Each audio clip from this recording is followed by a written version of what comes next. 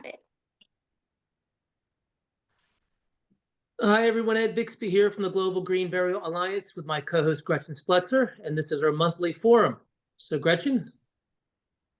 Hi, everyone. I'm Gretchen, and welcome to our monthly forum, which this month we're doing it on doing green burials in hybrid cemeteries.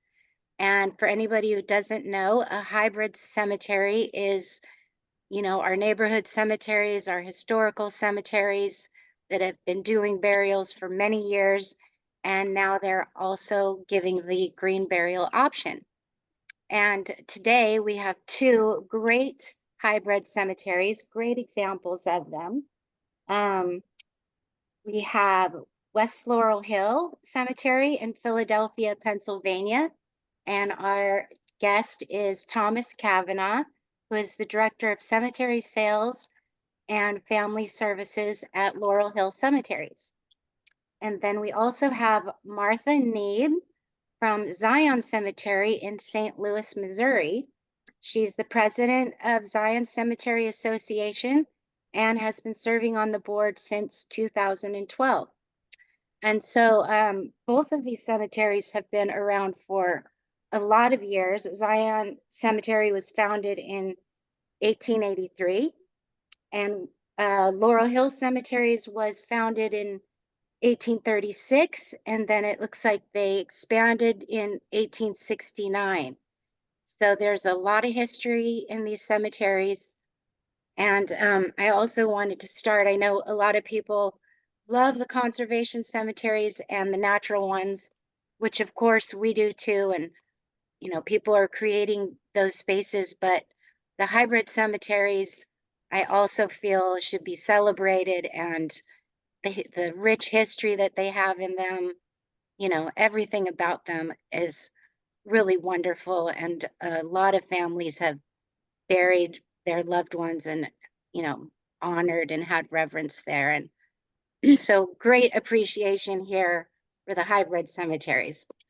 So I guess let's start with Tom Cavanaugh. And Tom, just tell us a little bit about West Laurel Hill, what's going on there, how the green burial is, and then we'll have Martha do the same, and we'll just take it from there. Okay, sounds good. Thank you, Gretchen. So, so we have three green burial sections now. Excuse me. Our first one, Nature Sanctuary, opened in 2007. I believe the first burial in the section was in 2009. It's certified by the Green Burial Council, the United States Green Burial Council. It is right now it is in what is referred to as a meadow phase.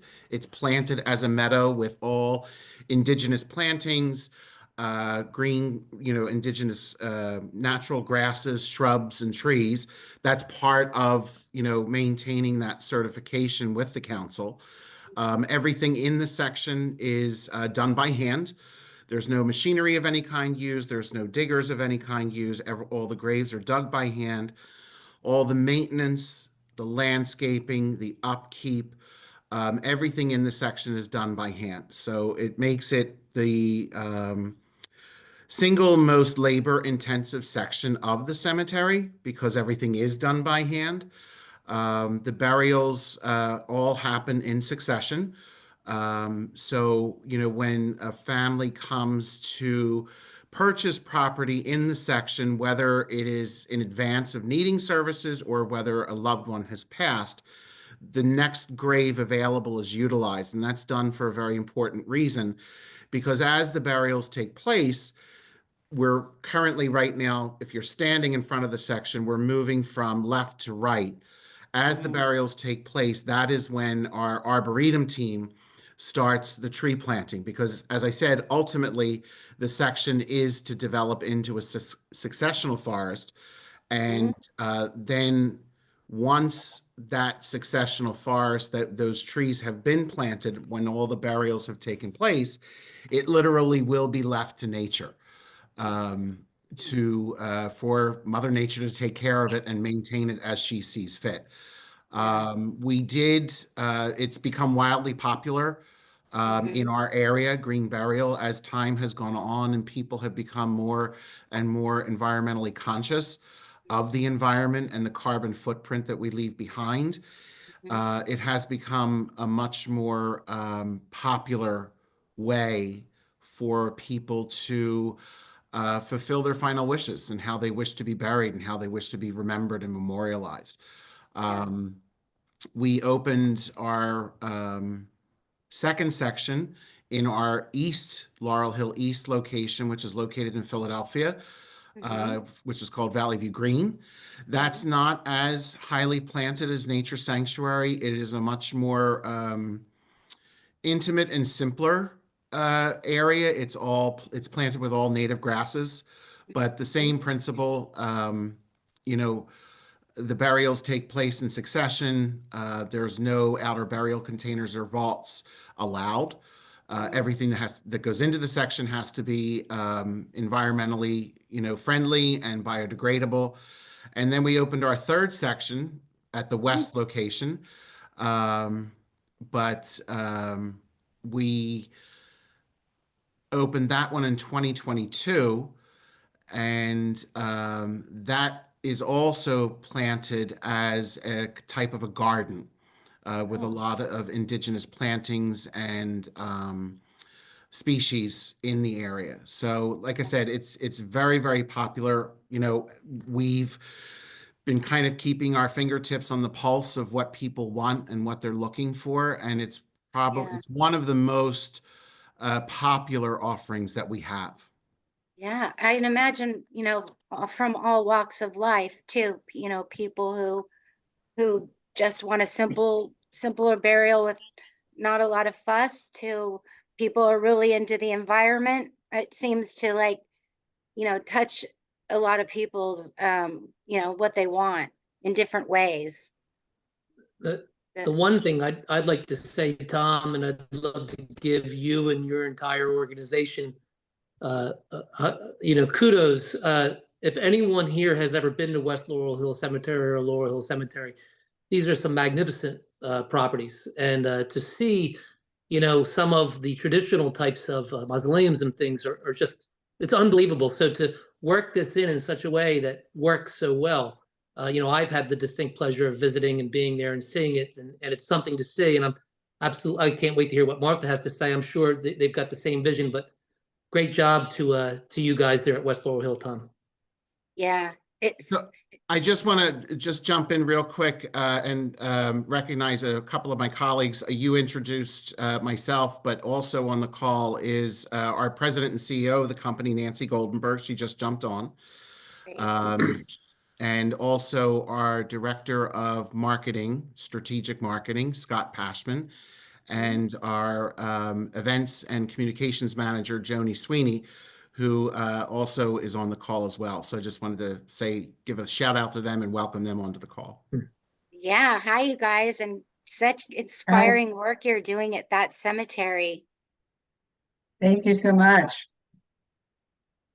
Yeah, well, so it must be so wonderful to the thing I like about hybrids is, especially when they're offering green burial too, is you have that rich history of the monuments and the headstones in some parts of it. And then you also have the evolution or the devolution of the simpler burials, right? With all the nature and the wildlife coming back to all of that, for people to enjoy and just get in touch with themselves and their memories and their respect for their loved ones. So let's hear from Martha. I want to hear about Zion Cemetery too, because I was out there and I follow you guys as well on Facebook, and I'm just so interested in hearing about Zion Cemetery as well. It's also a wonderful old historic cemetery. No, thank you, Gretchen. It was very interesting, Tom, and Scott and Nancy and Joni. I'd be interested in talking to you some other time about your cemetery too. But our cemetery, we started in 1883. We're one of 2 cemeteries in St. Louis that are certified by the Green Burial Council. The other is Bell Fountain. They are much bigger than us. They're like 300 and something acres. We're 49 acres, 10 of which are still wooded. And we just kind of jumped on the green trail a few years ago. When we started doing things like we decided we would not require outer containers, we don't require embalming. When we tell landscaping people if we do any plantings, they need to be native plants. We now have a beehive. So we've been trying to, kind of green as much as possible. We ask our landscapers not to use any pesticides or herbicides.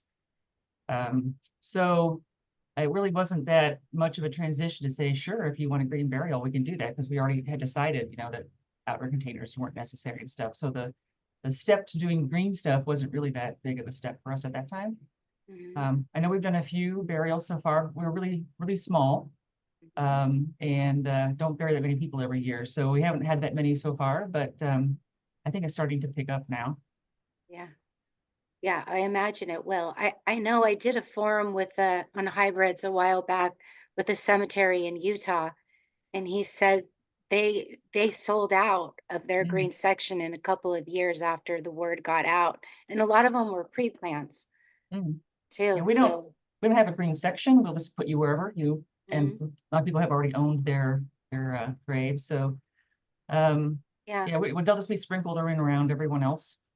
Yeah, and that's another thing. I don't think a lot of people realize that it's also fine by the GBC that the green burials are intermixed with the conventional burials in a hybrid cemetery as well. I think for more long term, we would like, if we could find some of our acreage that's still wooded, if we could get that cleared out a bit. But we're fighting the Japanese honeysuckle like everyone else around here, and probably several people here are also in life or death fights with that horrible stuff.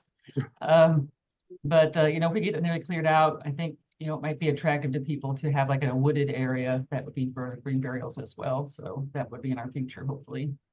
Yeah.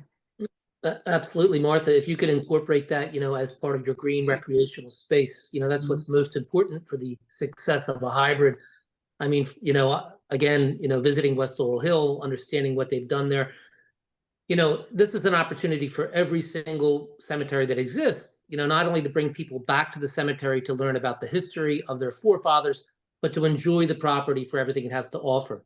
So, and also wonderful news that you are intermixing, because it's great to have a section, but it's also wonderful to be able to put someone next to their loved one, even if they are in a vault, because that would be their decision. So that's really great. Yeah, and Martha, I saw on Facebook that you guys are doing like an archaeology discovery thing in the cemetery. Yeah, I get a link here in the chat. This is we got a write-up last week. We did a ground penetrating radar survey of our old public section, which we've renamed Tranquility Gardens. The people, not we, I guess, but the people who started the cemetery started that section in the 1880s, and by around 1920, they weren't using it so much anymore. But in between 1883 and around 1925, they buried somewhere between 800 and 900 people in this section, most of them who couldn't afford a marker or even an obituary in the paper. So we don't know where a lot of those people are. And so we thought, well, I mean, let's see what happens. So we'd like to put a memorial up for the 800 to 900 people, because there's a few people whose names are recorded, but a lot of them are stillbirths. And I don't know if people were into naming stillbirths at the time, they just buried them. So we would like to have some kind of memorial. We may do a kind of like a GoFundMe kind of thing eventually. But we thought, well, we'll just ask if the radar people can roam around Tranquility Gardens and see what they see. I mean, so they did mark some areas that looked like they're sort of grave sized, where they saw disturbances in the soil. And so, I don't know, we learned a lot, but it was fun, it was interesting, and it was worth a shot, Yeah, yeah, and I think that these programs like that bring a lot of interest, again, from students, historians, families that have, relatives that go way back. And as both your cemetery and Laurel Hill cemeteries have these events and do the beekeeping. And I just often hear like sometimes that cemeteries are struggling, but I think when you offer all of these things going on and, you just bring the cemetery back to the community and Well, yeah, that's especially, what we hope to do. yeah, yeah, because there's such Uh, great spaces. Absolutely. And I'd like to ask both Martha and Tom, have you introduced any other green options when it comes to cremated remains? Because it's a wonderful opportunity for a hybrid, to accept not only the cremated remains, but to use it as a landscaping tool, to tree of life, planting trees. Just curious, is that something that you see in the future, or is that something you're practicing now? We haven't started anything like that just yet. We don't have a lot of funds, so we try to pick our projects and figure out how many years it's going to take us, to sort of stretch out paying for them.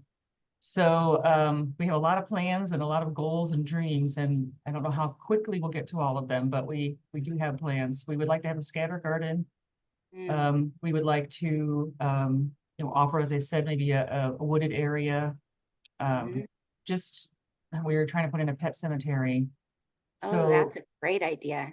because that's what people have been asking for, it's like, I Yeah, want, can my dogs be in the cemetery, And yes, so we've been kind of trying to hash that out, between that and the scatter garden, trying to figure out, what the ordinances are and things, because it seems like nobody can agree on what's what, but, so we're still working on that. Um, but, yeah, just trying to care for the community and give them the services that they really want, you know? yeah, yeah. And I think there's just a lot more. I mean, I know there's still a lot of death denying, but I think there's a lot of more curiosity about death since COVID and just other cultures. Like I just was in Mexico and they're coming up on the Day of the Dead thing, and now in California you see all the hubbub about that. And I know the Ed Cemetery. We have a lot of Latin American people that have burials there. They come all the time to pay their respects, and like cemeteries can serve these communities and cultures in that way, and also provide such a great educational opportunity as well for everybody. Absolutely. Sorry, Tom, we don't want to miss you on that. Are you I guys? know. Not a problem, Yes. not a problem. So yeah, we do offer, you mentioned about cremated remains. We do allow and permit the burial of cremated remains in all three of our green sections. We do use a compound, however, when burying cremated remains, it's called Let Your Love Grow. It is Mhm. something our arborist came across because, well, I don't really have a green thumb, but he most definitely does. And, brought to our attention and made us all realize that, sometimes cremated remains can be toxic to a lot of plant life and a lot of foliage. So we offer burial of cremated remains in our green sections using that compound, and we explain it to our families, because all of our families that, choose burial in our green sections for whatever reason, the one thing that is common and the one common thread that runs through all of them is, they're very environmentally conscious. And when we explain, the issue when it comes to burying cremated remains, and we use this particular compound for burial, they totally understand it and they totally get it. Um, so that allows us for, families who wish to have their loved one cremated to honor their wishes and bury them in, a green section or a green, hybrid cemetery. We also have a great number of programs, in both of our cemeteries. Just a couple of weeks ago, we had a family planting day in our nature's sanctuary section. And we invite our families, it's an invitation only. We invite our families who have purchased property in the section as well as have loved ones buried in the section to come and work together with our arboretum team and our horticultural team. We do it in the spring and the fall, to kind of participate and help our team, our grounds crew, keep up and help maintain the landscaping in the section. And it's actually a very, very beautiful day. I remember last year I participated in the event myself, and we had about 20, 25 family members come, and they also learn a lot. Mhm. Because our Arboretum team, focus a lot on education and, what thrives in what areas and what is best for the environment, what is best for this particular section.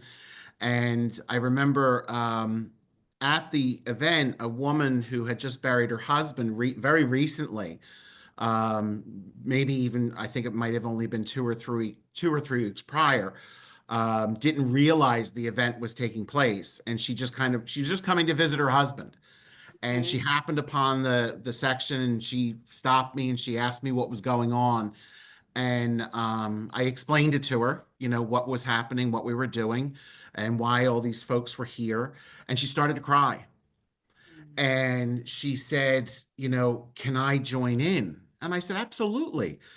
And so she joined us for the rest of the day. And when it was all over, you know, um, she came up to me and she said, you have no idea what this meant to me. And it was Wow. a very cathartic, healing moment for her. Yeah. And we find that with a lot of all of our families that we take care of and that we serve. But Yeah. in that particular instance, in that particular moment, um, we all realize, you know, sometimes we go through our days, Mhm. focusing on the operations of the cemetery and the maintenance and the upkeep and the day-to-day, grind, that we don't realize the effect Mm. that we have on people with what we do offer, and what it does mean to them. So that's a really important part of our mission and what we do. We also, the company overall, both of our cemeteries, our funeral home, our pet cemetery, our friends organization, overall, we are very sustainably minded.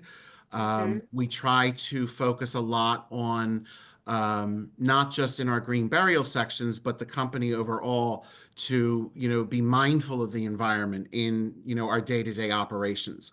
Yeah. Um, and that's, as our president and CEO always says, it takes a village. Mhm. And it really does involve the entire company to meet the needs of the families that we serve and to keep our grounds and our cemeteries in the pristine condition that they are, that they always are, and what our families have become used to.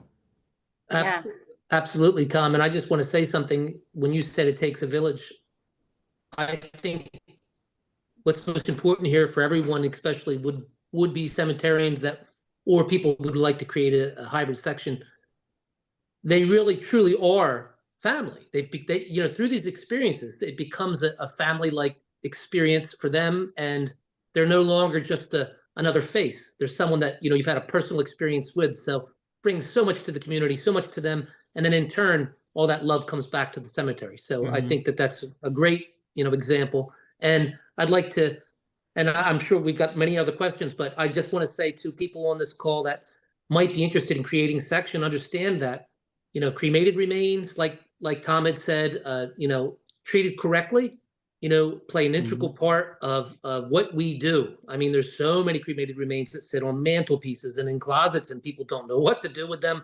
It's a great way to memorialize. It's a very big part of the natural burial business.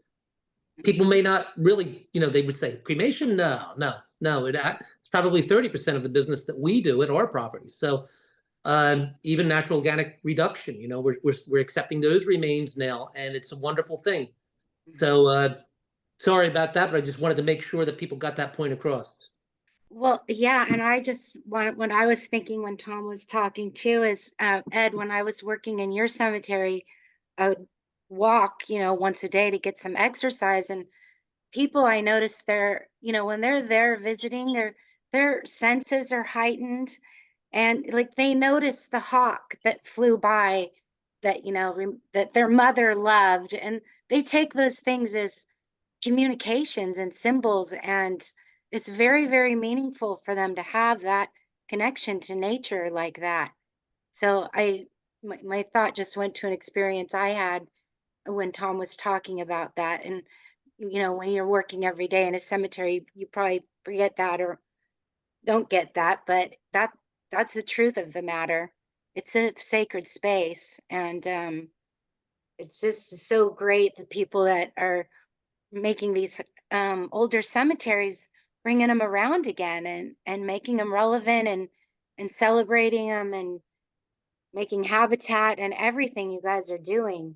um I wanted to ask you also, I mean, how do you see the green burials, like in the green burials that you've had in your cemeteries? Do you see families participating more, like with the flowers and maybe backfilling the grave and doing Oh, those parts of it? absolutely, Hmm. absolutely, 100%. It's actually, our green burials, regardless of which section, whether it's, at the Laurel Hill East location, in the East Falls section of Philadelphia, or one of the two, in our Laurel Hill West section in Bala Cynwyd in Montgomery County. We encourage our families to participate. Um, and will, like, if they want to fill in the grave, or the burials in our green sections are very, very intimate. They're very, very personal. Some may have a formal service, if you will, in one of our chapels, but 9 times out of 10, it's a very intimate, informal, beautiful, farewell to their loved one. Like, very often, if you're at our west location in Bala Cynwyd in Montgomery County, the family will gather at our funeral home, which is located right on the grounds, and they'll walk with their loved one to either one of the green sections. And the graveside service takes place right there.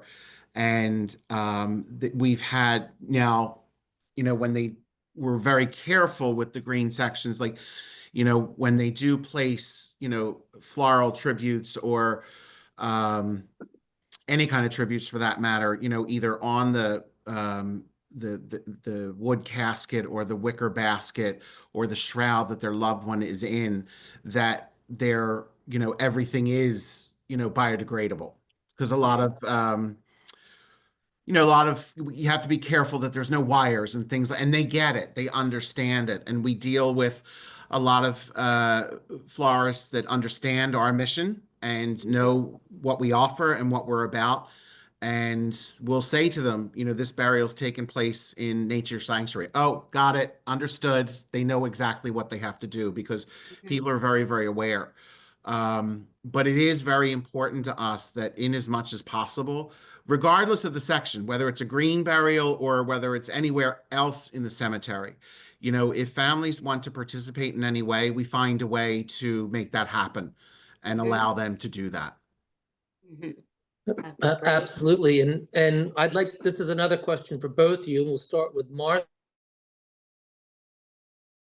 I got some great ideas that won't cost you anything, so we can get you going on a couple of I love things you it. want to do there. But I love it. yeah, but as far as for both Zion and Laurel Hill and West Laurel Hill, as far as the operations were concerned, and I think this is a good question for the people watching this, because I think sometimes in their minds they overcomplicate things. Was it difficult to make that transition and add the green burial option? Meaning that, did it take a lot of convincing, or was it because you guys wanted to serve the need of the community? It's very interesting to know what you're saying, and how that was received, so people can then approach their boards and speak to them, about why it's important to do this. So Yeah, Martha, if that's a you'd like to great start. question. Well, I mean, it kind of depends on who's on your board. I When I started in 2012, I was like the youngest person on the board by probably like 40 years. and they've been on the for a long time, and they were just they just coasted, and they weren't really open to new ideas.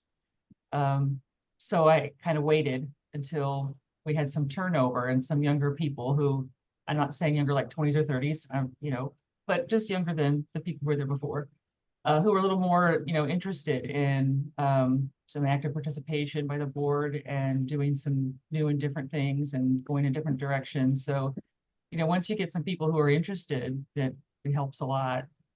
Yeah, yeah, that's How true. about you, Tom, and anyone from West Laurel Hill on this call, if they have any input, certainly feel free to share. So I will say, you know, I was not with the company when we opened our first green burial section, Nature Sanctuary, 2007, 2008. I started with the company in 2015, and it was very slow to start. I think it was something that the company recognized and our board recognized that it was something that people were interested in. It was very, very new back then in the early days when we first opened our first green section. But one thing that we've noticed is that as time goes on, um, you know, and the more the environment is in the news, Mhm. when you're talking about, you know, just certain benchmarks that I've noticed in my time with the company, you know, when you know, when they talk, when with the Paris Climate Accord was in the news, or we had, I think it was 2 years ago, the Canadian wildfires, you know, Mhm. and Philadelphia was one, I'll never forget it, one afternoon / evening, the Philadelphia area was completely enveloped in smoke. Yeah, Um, each one of those benchmarks, we noticed a spike in interest and people um, who were interested in green burial, who wanted to know more about it.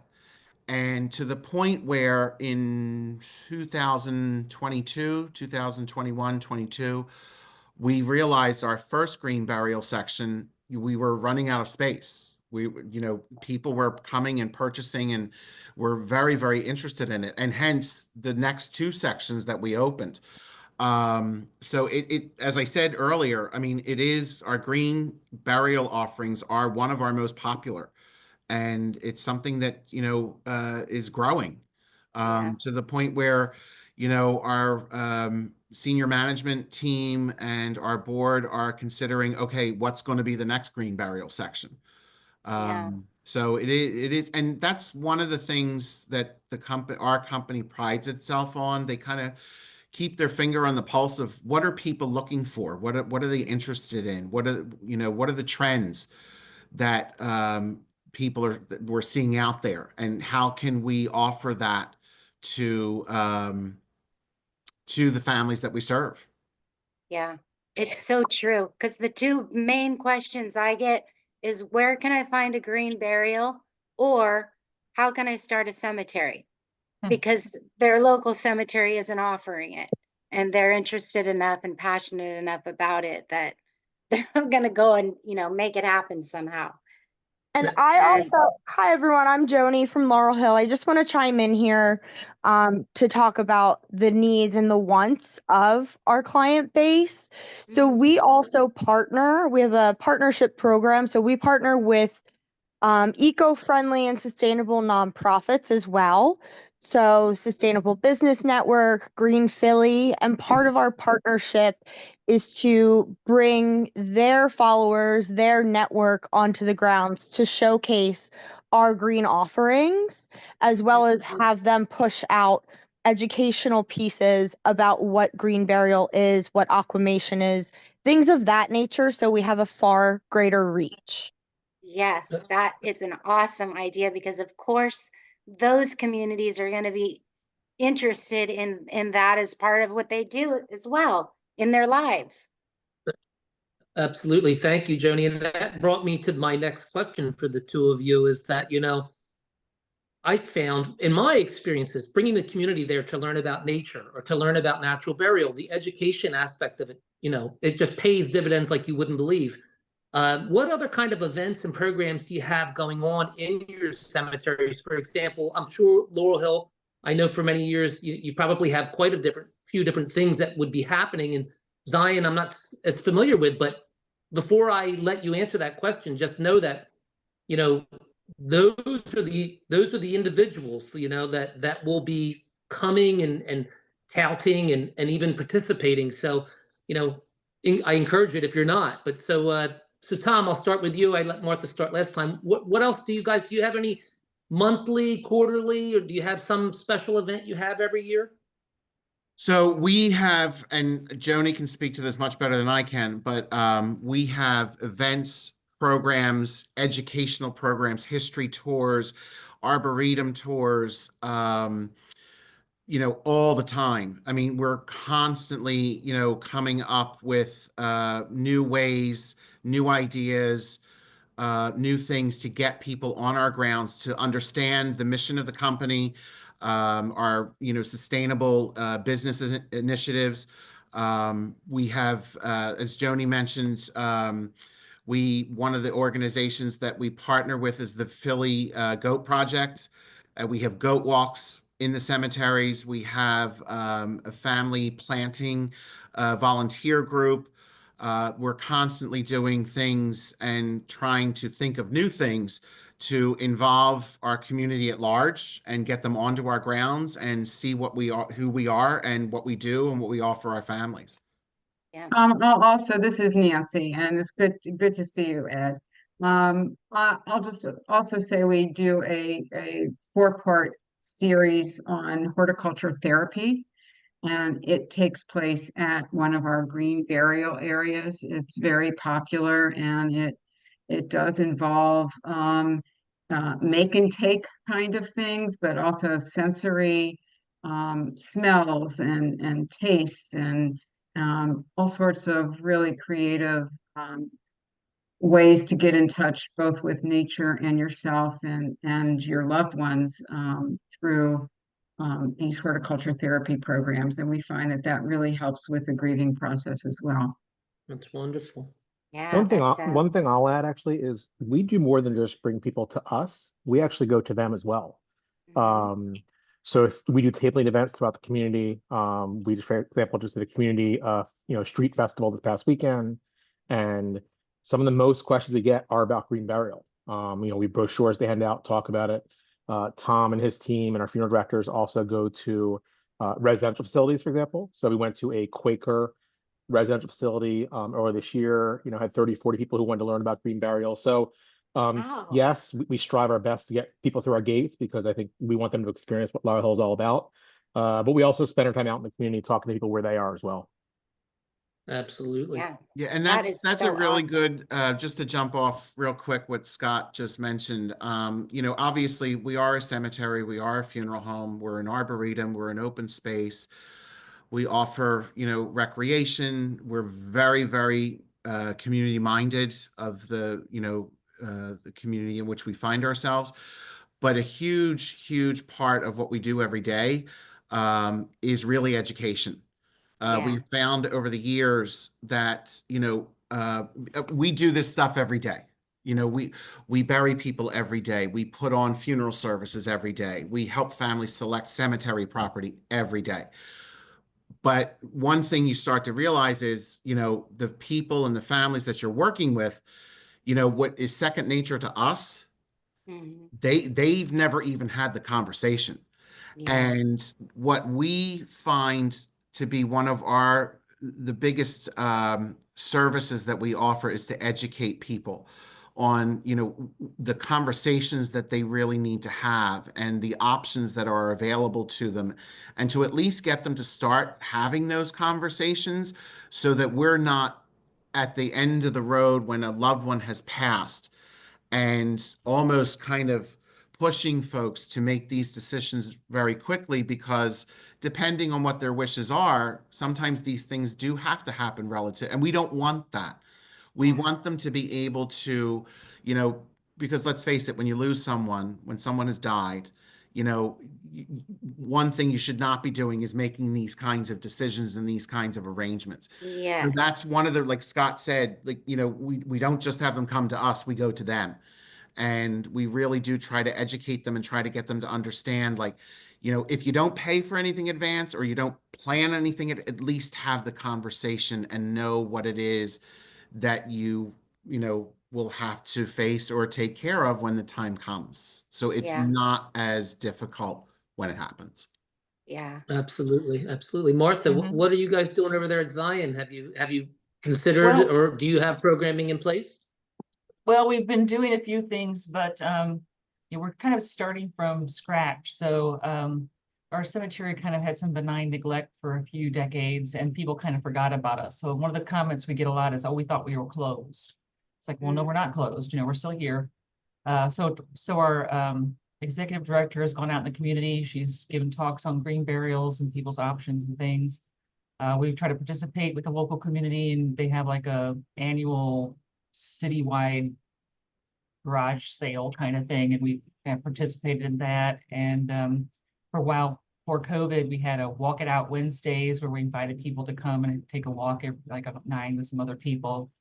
And we've installed some dog e-waste stations, and so you can come walk your Good. dog and get a plastic bag for your dog's leavings. And so we've been trying to get more and more involved, but it's been slow. Yeah. Right. But that's all important work. I mean, that's great that you're doing that. You've got to start somewhere. Yeah. I'll share something with you, Martha. Almost every one of my cemeteries were historically closed, but they Yeah. weren't. What ended up happening was the people who cared for those places were interred within the cemetery itself. Mhm. So the Yeah. one thing that I'd like the group and everyone listening to know is that, and Tom and Martha, you guys and the rest of the crew from West Laurel Hill have really hit it home with this, is that cemeteries are designed for the living. And that is what's most important. And we need to bring the living life back to the cemetery so it's no longer stigmatized and people feel scared or uneasy. And when they realize everything that has to offer, it becomes an integral part of the community again. So kudos to both of you guys, because you're doing it in metropolitan areas. And the reason that's important is I'm not forgetting about all the small little rural cemeteries everywhere, is that you're setting the bar, the example. And I want others to feed off of your success. Look at what they've done and look what they were able to achieve, because it can happen everywhere.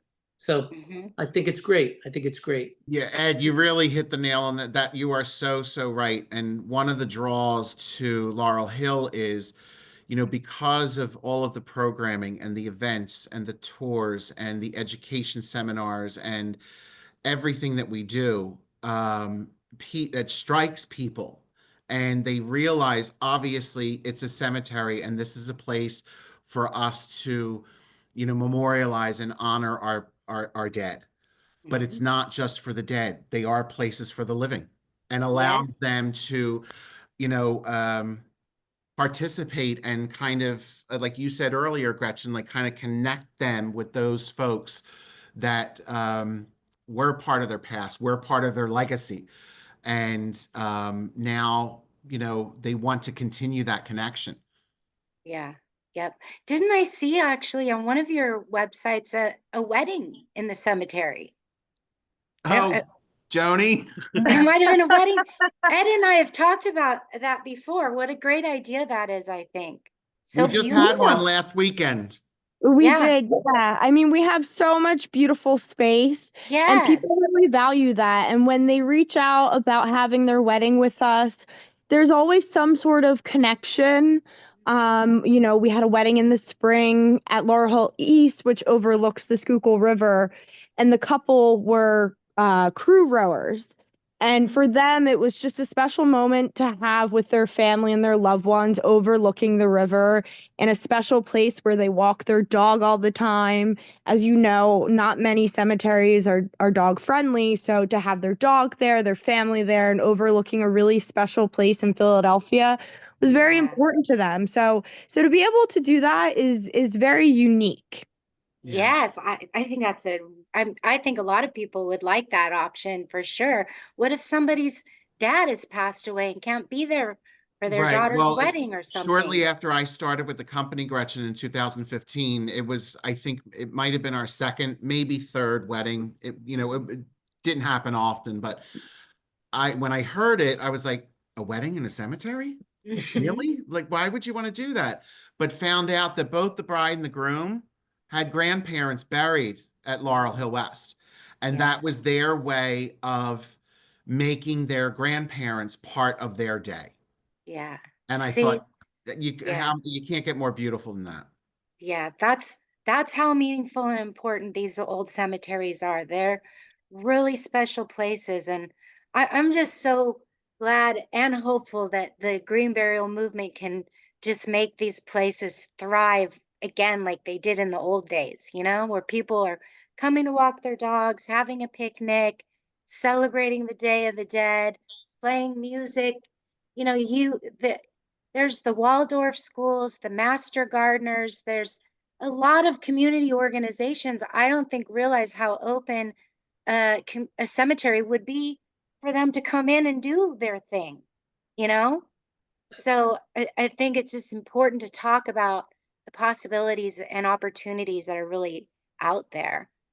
Absolutely. And to our viewers and would be cemeterians or cemeterians that want to create a space, know this, that don't let the economics dictate your destiny. There are some simple things that can be done that can make these things happen.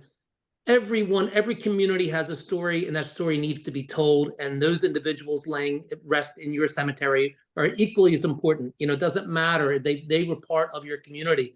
So Mhm. I think it's so important. You guys have led the way. We really appreciate that. And ultimately, I love to do this, put you guys on the spot a little bit.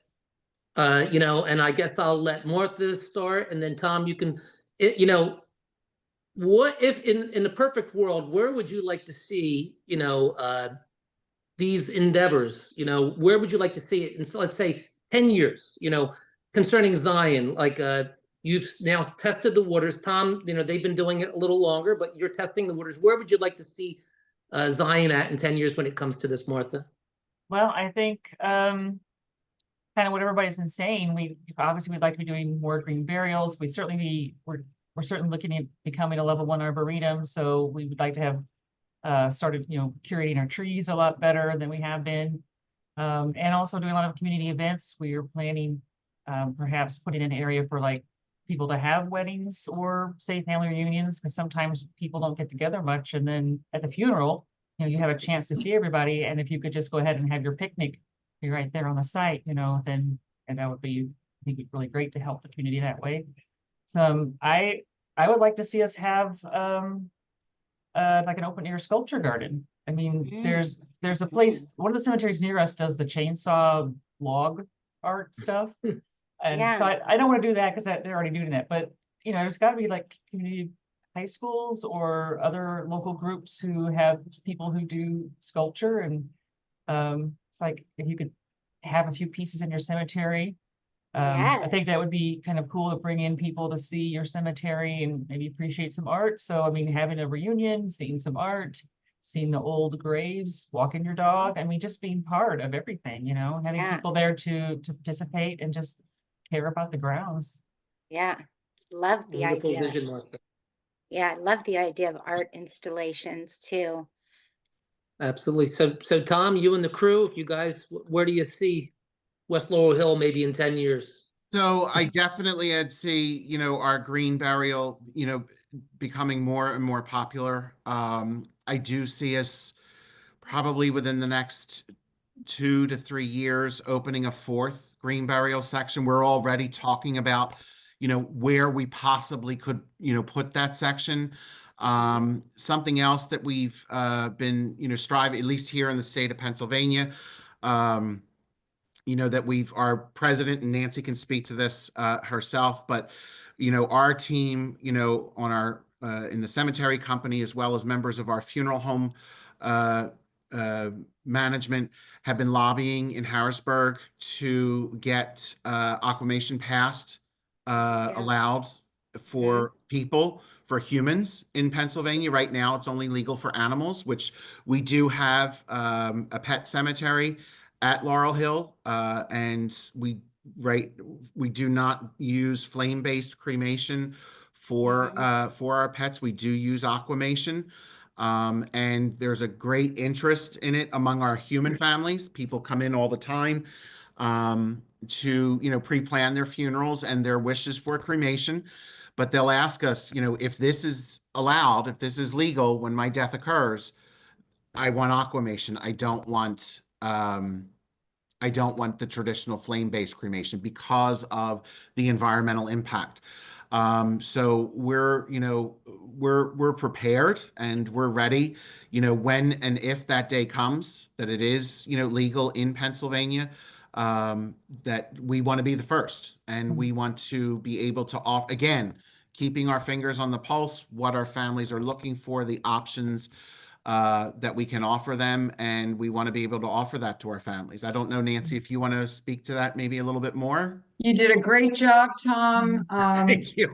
Our three pillars are eternal rest, recreation, and civic value. And in the next 10 years, we hope to expand on all of those fronts and continue to welcome more and more people into the cemetery, whether it's because they're burying somebody or, as you said earlier, Ed, they just want to come and enjoy the grounds and the arboretum.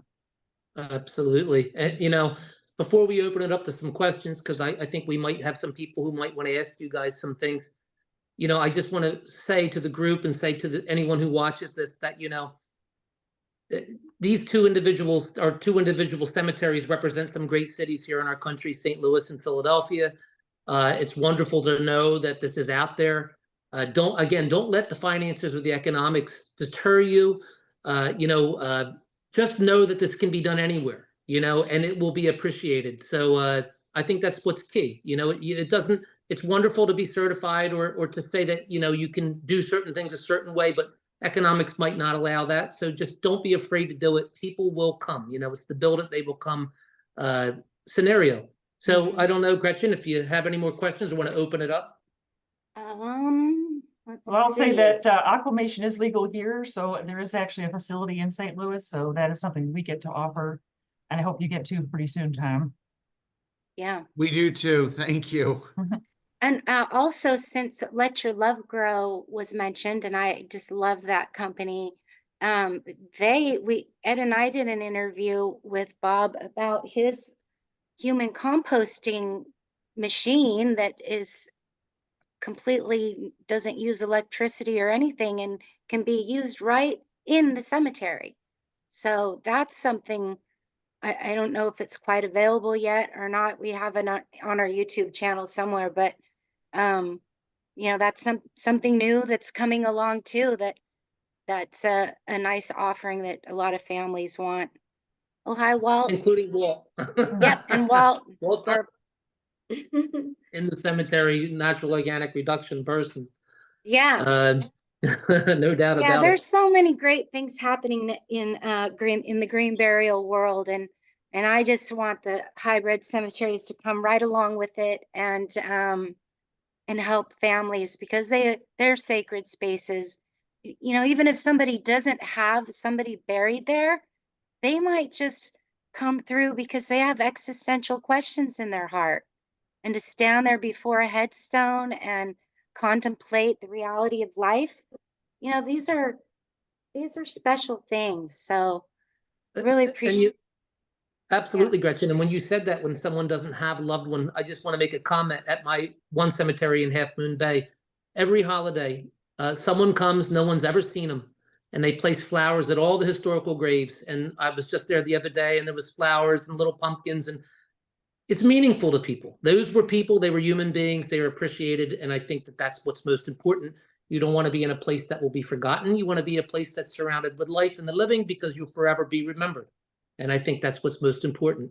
But do we have any questions, Gretchen? Yeah, there was no questions because everybody did a great job except for one.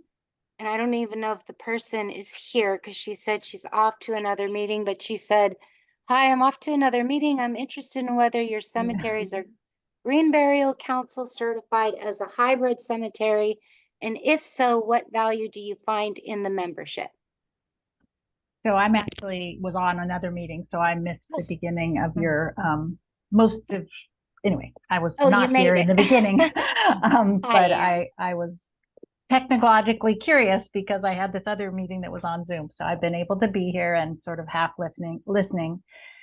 And I have all kinds of questions, and I'm just so excited for all the work that you're doing. So I'm out here in California, and I've met Ed before, but it was a long time ago. So I'm not in the cemetery business, but a little over 10 years ago, I got inspired by seeing A Will for the Woods and visiting Pinecrest Memorial, which was a hybrid cemetery in North Carolina, and came back here to Napa to our main cemetery and crematorium, and had a good relationship with that cemetery director. And I said, hey, wouldn't this be great to have a section? Because there was a several acres still left at this cemetery that's been around since the mid 1800s.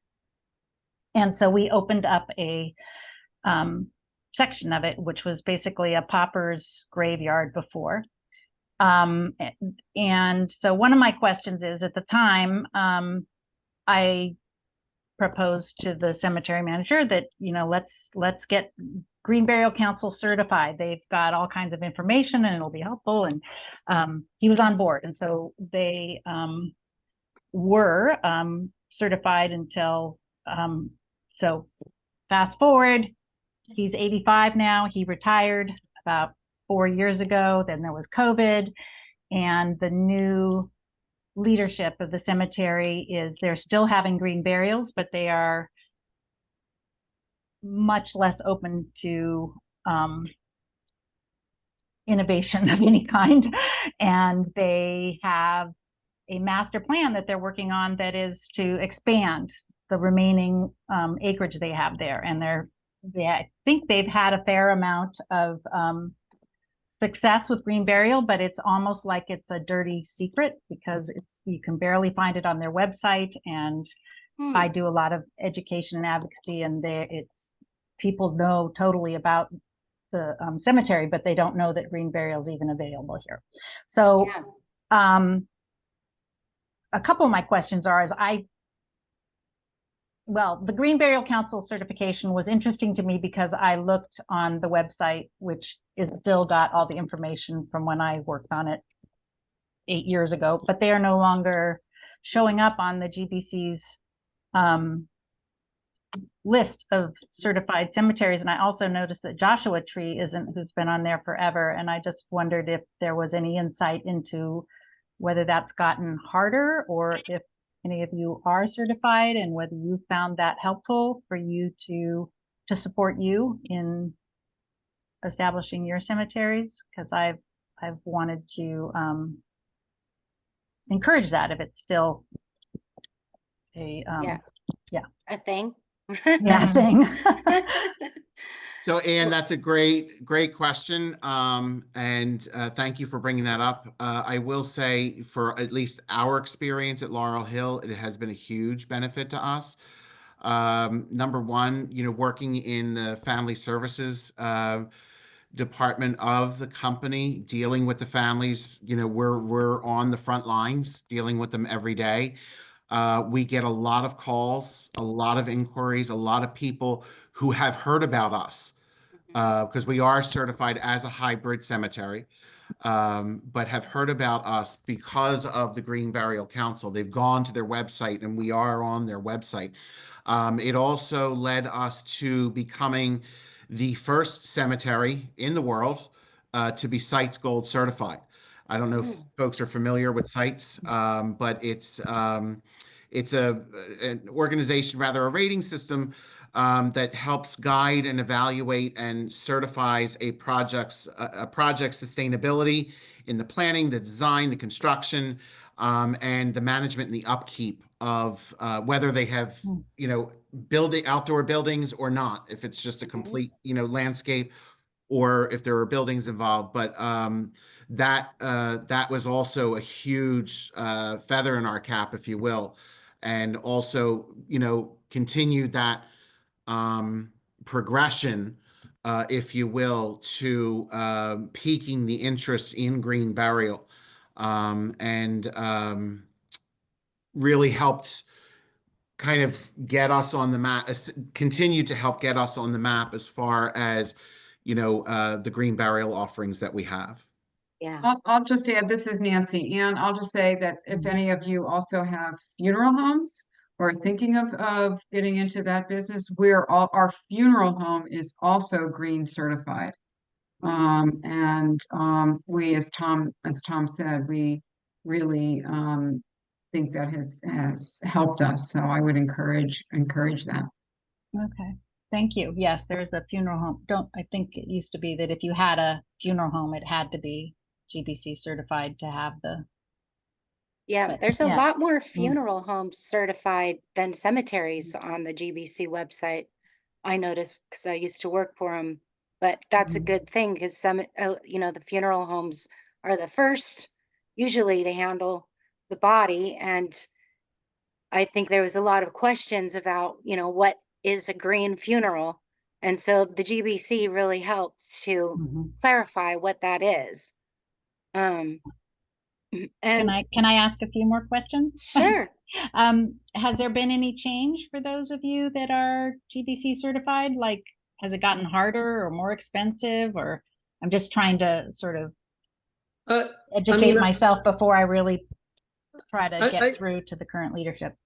yeah, I don't know. I think it depends, and of course I was the president for a very long time with the organization. Mhm.